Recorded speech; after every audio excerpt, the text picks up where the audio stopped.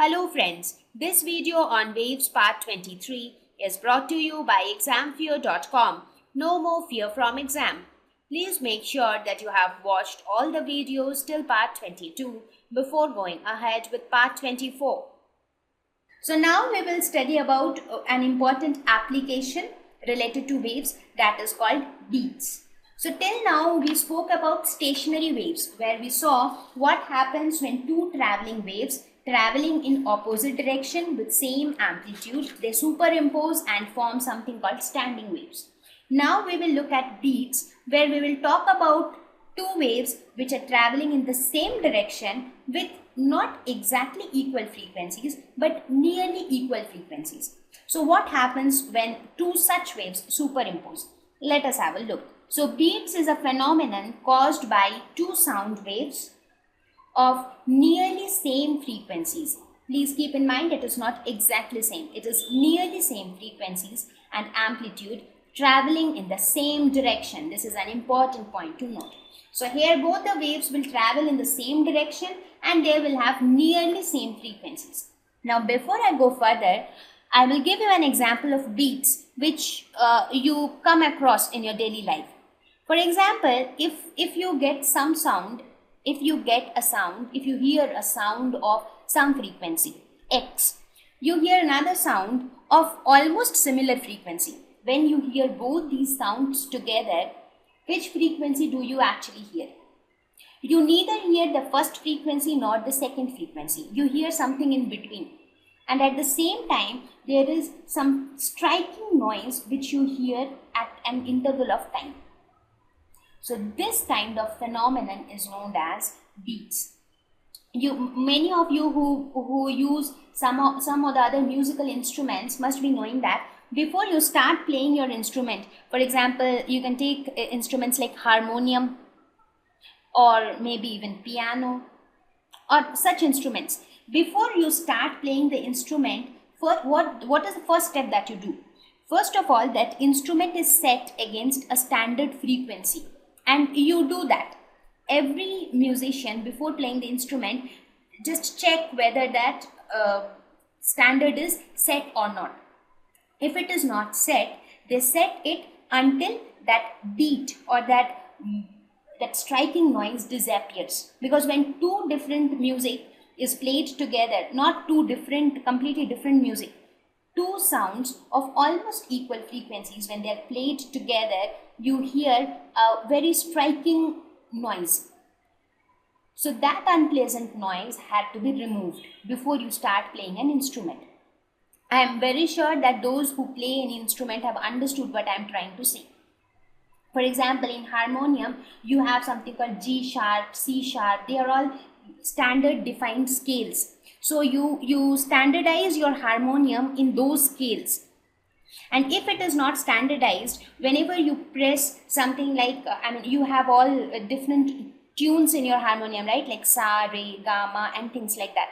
So when you press a particular combination of the tunes, you just hear if you do not get any striking noise in between. That means all those tunes should be completely synchronized with each other. Just go ahead and see how actually a beat sounds.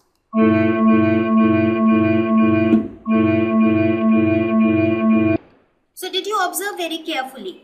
So there was a striking kind of a noise between the two frequencies, since it was a combination of two frequencies which were not exactly same but quite nearly same. So you got that striking noise, and that is what is known as beat.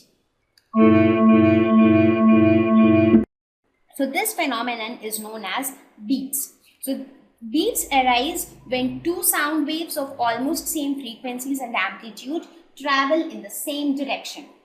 So we will see this mathematically. See, this is showing the blue line which you see here, the blue waves rather, they represent beats. So it looks quite different than whatever we studied so far, right? Now we will see how does such a wave form actually forms. We will study about the origin of the formation of this beats. So on the top we are showing the two waves which are of almost same frequencies and amplitudes, and when they travel in the same direction, they overlap with each other and they give rise to beats, right? So what happens in this case? When we talk about beats, we will again write the equation or the equation representing the displacement of the two waves, but here we will consider only the time dependent part.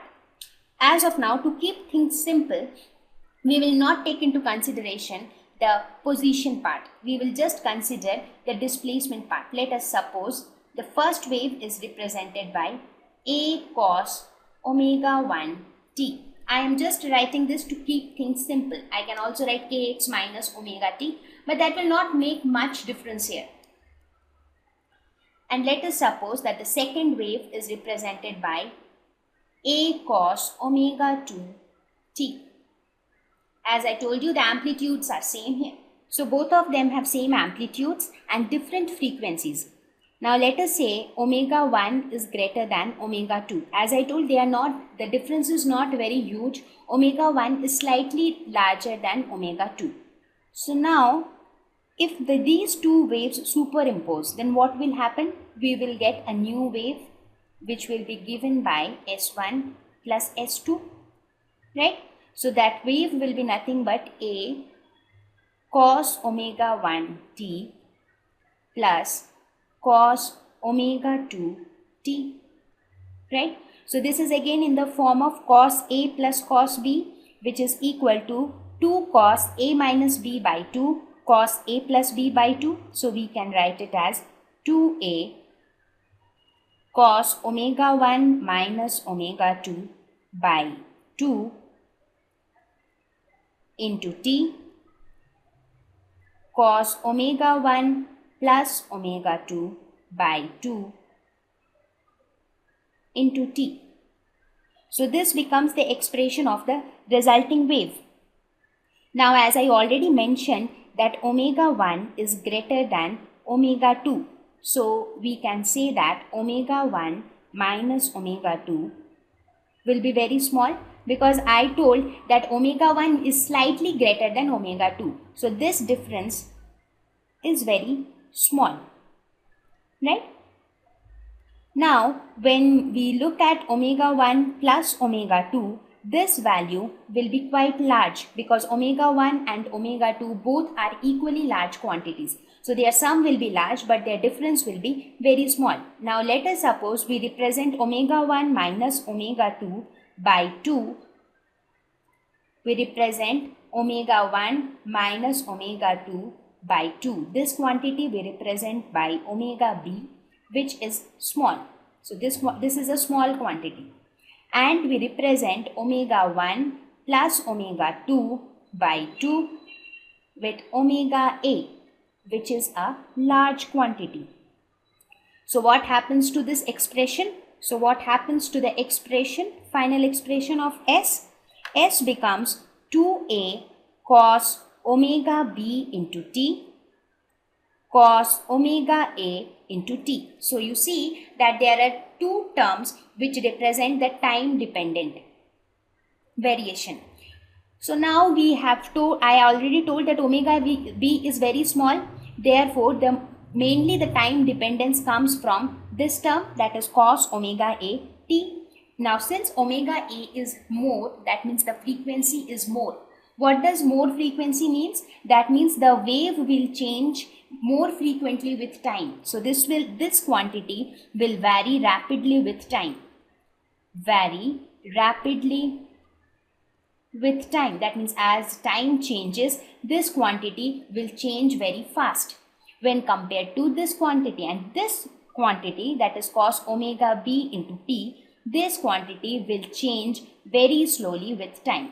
Change slowly with time, right? So if you compare these two quantities, the way the first quantity changes almost looks constant when compared to the second quantity. For example, let us suppose you have two boys, boy A, boy B. If boy A is running very fast, extremely fast, and boy B is running extremely slow, if you look at boy B in comparison to boy A, you feel as if boy B is not moving at all, right? this happens. So even here also the same thing is happening. Cos omega A into t, this term is varying very quickly with time. So if you compare the first quantity with this quantity, you feel as if cos omega B t is almost constant. So the main time dependence of this resultant wave comes from cos omega A into t. So when you plot the graph, this is the resultant graph, and the blue lines which you see, which is changing very rapidly with time, these blue lines are basically represented for cos omega A into t. So these blue lines basically represent the variation of cos omega A t, because they are changing very rapidly with time. Whereas this green border line which you see here, this is also changing with time, right? This is also changing with time, but this is changing very slowly. So this border line represents the variation of cos omega B into t.